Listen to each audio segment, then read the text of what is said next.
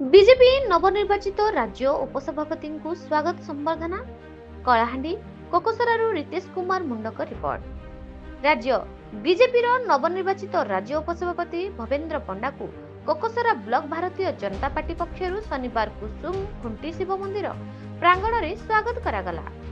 ଏହି ଅବସରରେ ସମ୍ବର୍ଦ୍ଧନା ସଭାରେ ଶ୍ରୀ ପଣ୍ଡା ଦଳୀୟ କର୍ମକର୍ତ୍ତାଙ୍କୁ ରାଜ୍ୟ ସରକାରଙ୍କ ମୁଖ୍ୟମନ୍ତ୍ରୀ ମୋହନ ଚରଣ ମାଝୀ ନେତୃତ୍ୱକୁ ଟାଣ କରିବାକୁ ପରାମର୍ଶ ଦେଇଥିଲେ।